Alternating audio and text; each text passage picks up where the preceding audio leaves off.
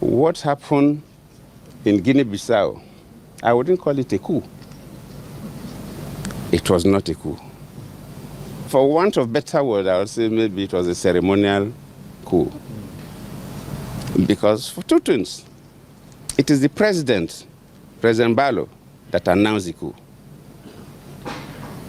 Before later, a military man came up to address the world that they were in charge of everywhere. Then Mbalo has already announced the coup, which is strange.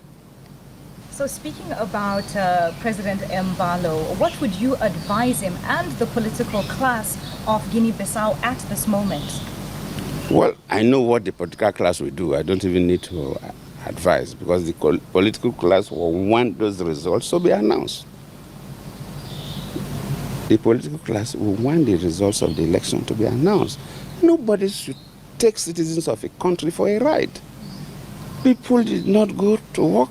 People wasted their time, queued up, voted, and when they're about announcing the result, then you come as soldiers and you scuttle the results. So the political class will never accept that. Your Excellency, how soon do you expect a return to constitutional governance? Nobody can say. Nobody can say. But I believe if ECOWAS, supported by AU, are firm, yes, they may not, because after all, Burkina Faso has not returned, Niger has not returned, Mali not returned. So, well, Guinea is returning in December. The military head, land and the military head is contesting, so we know who will win the election. So, but at least we can some kind of pseudo-democracy, which is better than core military formation. But at least Guinea is making an effort to return. So you can't say, nobody can say exactly. But even if they will stay on, first they must release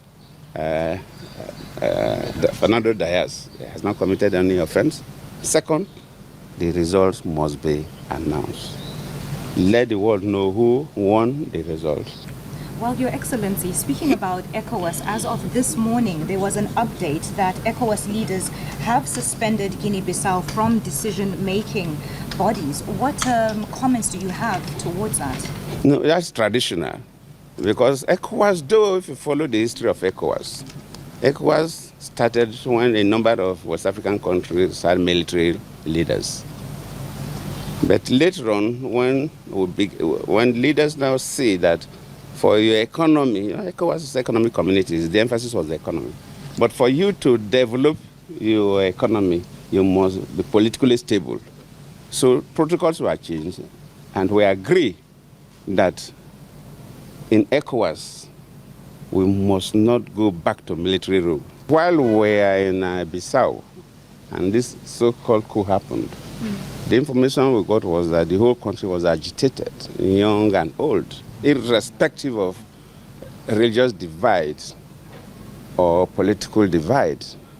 And I sincerely appreciate Nigerians, and I want them to hear directly from my mouth that I appreciate their concern.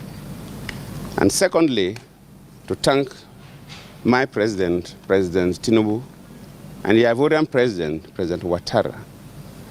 Both presidents were to send aircrafts to lift us, but somehow, Côte d'Ivoire is closer to Guinea-Bissau, and there's always some relationship between Francophone countries and the Lusophones, or among the Francophones.